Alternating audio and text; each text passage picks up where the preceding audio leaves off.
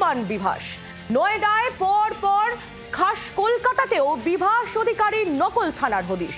বেলেঘাটায় police ইন্টারপোলের board দেওয়া অফিসের হদিশ পেল জি24 ঘন্টা। বেলেঘাটা থানা থেকে মাত্র 1 কিলোমিটারের মধ্যেই চলছিল বিভাসের এই নকল থানার কারবার। বীরভূমের কীর্তিমান বিভাস অধিকারীর জালিয়াতির বিচরণ ক্ষেত্র শুধু নয়ডাতেই সীমাবদ্ধ ছিল না, কলকাতাতেও ভুয়ো অফিসের কারবার চালাতেন বঙ্গসন্তান বিভাস।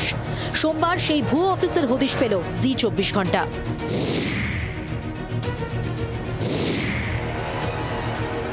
বেলেঘাটার 294 নম্বর সিআইটি রোড, মেন রোড থেকে একটু এগোলেই 5তলা বাড়িটি নজরে পড়বে।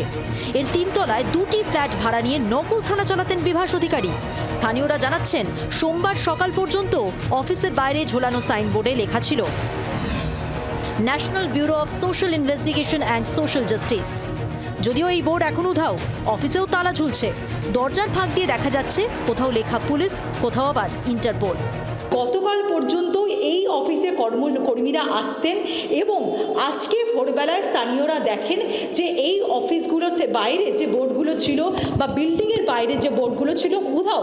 অর্থাৎ বিভাসচন্দ্র অধিকারীর যে চক্র সক্রিয় রয়েছে দিল্লিতে, সেই একই চক্রের সদস্যরা এখানেও রয়েছে এবং সেই কারণেই বিভাসচন্দ্র অধিকারী ধরা পড়ে যেতেই তারা রাতারাতি এখান থেকে সেই সমস্ত বোর্ড গায়েব করে দিয়ে এখান থেকে হাওয়া হয়ে গেছে।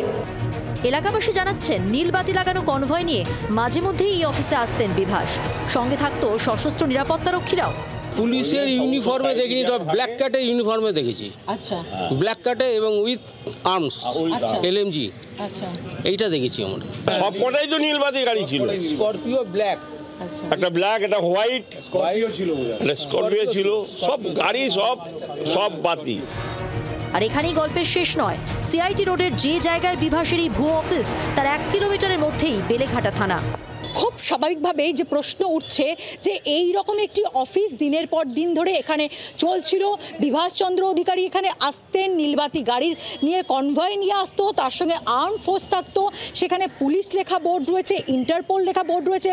তাহলে স্থানীয় থানার কাছে কি একেবারে কোনো খবর থাকে না, নাকি কোনো নজরদারি ছিল না? কারণ যদি নজরদারি থেকে থাকে তাহলে এই বিষয়গুলো আগেই পুলিশের নজরে আসার কথা ছিল।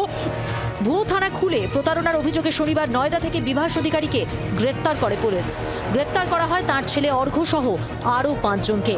আর এরপরেই একে একে প্রকাশ্যে আসে বীরভূমের প্রাক্তন তৃণমূল নেতা বিভাসের প্রতারণার সাম্রাজ্য। ক্যামেরায় জয়ন্তর সঙ্গে পিয়ারির রিপোর্ট, জি24 ঘন্টা।